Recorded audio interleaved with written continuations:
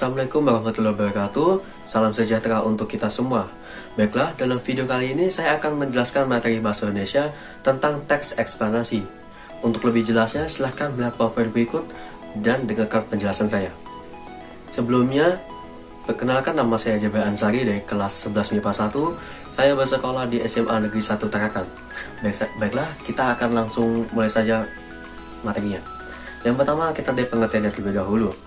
Jadi, teks eksplanasi merupakan teks yang menjelaskan sebab akibat suatu fenomena, baik itu peristiwa alam, ilmu pengetahuan, sosial, budaya, dan lainnya. Teks eksplanasi berisi fakta yang dapat menjawab pertanyaan tentang bagaimana dan mengapa suatu fenomena tersebut terjadi. Baiklah, selanjutnya mari kita lihat ciri-cirinya. Ciri-ciri dari teks eksplanasi sendiri pun ada 4. Yang pertama adalah informasi yang dibuat berdasarkan fakta atau faktual. Jadi, teks eksplanasi tersebut tidak mengada-ngada. Teks eksplanasi ditulis berdasarkan fakta. Yang kedua adalah hal yang dibahas yaitu suatu fenomena yang bersifat keilmuan. Contohnya, bagaimana terbentuknya sebuah banjir, bagaimana terbentuknya sebuah pelangi, dan lainnya. Lanjut, yang ketiga adalah sifatnya informatif dan tidak berusaha memengaruhi pembaca untuk percaya terhadap hal yang dibahas. Jadi, ketika kita membaca teks eksplanasi, kita tidak terlalu terpengaruhi oleh teks tersebut. Jadi, kita tuh pas kita membaca tidak terlalu percaya dengan teks ini benar atau tidak, begitu. Lanjut, yang keempat, dia menggunakan kata penanda urutan. Selanjutnya adalah struktur teks eksplanasi. Ada 4 struktur di dalam teks eksplanasi tersebut. Yang pertama adalah pernyataan umum. Apa itu? Pernyataan umum menjelaskan mengenai latar belakang dan tinjauan umum berupa definisi, klasifikasi, sejarah, dan asal-usul. Yang kedua adalah deretan penjelas. Berisi perincian proses atau sebab terjadinya suatu fenomena yang juga mencakup akibat dari dampak yang ditimbulkan. Yang ketiga adalah interpretasi. Berisi penafsiran penulis mengenai topik dengan perspektif tertentu yang lebih luas dan menyeluruh. Yang keempat adalah simpulan. Tanggapan penulis dalam menyikapi fenomena berupa pernyataan reflektif yang bersifat umum. Oke, jadi sini saya akan menjelaskan terlebih dahulu apa perbedaan dari interpretasi dan dengan kesimpulan. Jadi interpretasi merupakan sebuah pendapat dari arahan yang berbeda. Maksudnya tuh pendapatnya tuh tidak dari satu arah saja, ada dari berbagai informasi lain, dari arah lain, pemikiran lain gitu, perspektif lain, atau berunding dulu gitu, baru menjadi satu pendapat. Sedangkan kesimpulan merupakan pendapat kita sendiri dan pemikiran kita sendiri gitu. Selanjutnya adalah mengidentifikasi teks eksplanasi.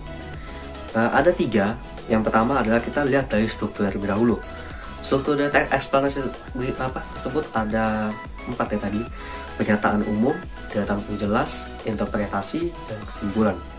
Yang kedua adalah informasi. Kita lihat di informasinya. Seperti yang saya bilang tadi, ini teks eksplanasi, penjelasan yang diberikan itu adalah sebuah fakta, tidak mengada-ngada. Jadi kalau misalnya situ ada sebuah kalimat yang mengada-ngada, itu sudah bukan teks eksplanasi karena bukan fakta. Yang ketiga adalah faktualnya. Memuat informasi yang bersifat ilmiah atau keilmuan seperti sains. Jadi biasanya tertera seperti ukuran tanah berikut, terus bagaimana penjelasan secara sains gitu, yang jarang orang ketahui gitu. Selanjutnya adalah mengonstruksi teks eksplanasi.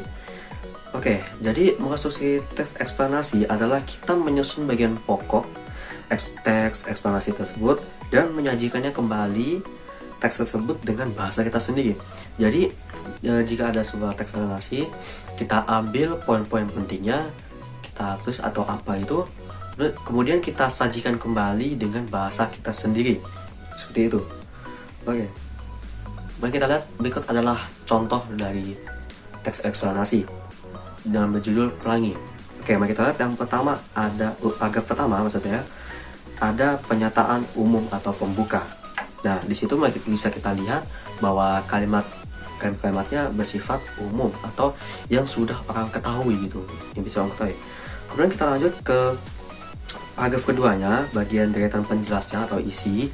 Ini sudah masuk ke bagian keilmuan atau sains gitu, yang jarang orang ketahui gitu. Jadi kayak misalnya anggapnya kayak seperti pembelajaran ya gitu. Selanjutnya ada yang terakhir adalah kesimpulannya atau interpretasi, dan ini adalah sebuah pendapat terakhir dari penulisnya. Oke, penjelasannya. Kenapa ini merupakan teks eksplanasi? Menurut saya, teks ini termasuk dalam teks eksplanasi karena terdapat beberapa ciri yang dapat dianalisis dalam teks ini. Fenomena yang dijelaskan dalam teks tersebut berdasarkan konteks ilmiah, yaitu berupa fakta tentang bagaimana pelangi itu terbentuk. Teks tersebut juga bersifat logis dan objektif. Hal ini dibuktikan dengan informasi yang disampaikan sesuai dengan faktanya. Contoh kalimatnya adalah kita bisa melihat dari paragraf kedua atau bagian penjelasan atau isinya itu. Kutipannya ini, saat cahaya matahari melewati tetesan air, maka cahaya tersebut akan dibengkokkan sehingga akan membuat warna-warna tersebut berpisah dengan sendirinya. Pembengkokan cahaya setiap warnanya pelangi akan dibengkokkan pada sudut yang berbeda sehingga akan memberikan warna yang indah pada pelangi. Itu adalah sebuah fakta sebuah penelitian gitu. Baiklah, sekian untuk video materi bahasa Indonesia tentang teks eksplanasi ini berikut. Mohon maaf jika materi yang saya sampaikan kurang jelas atau kurang dipahami. Saya sekali lagi minta maaf. Sekian, terima kasih, dan see you in the next video.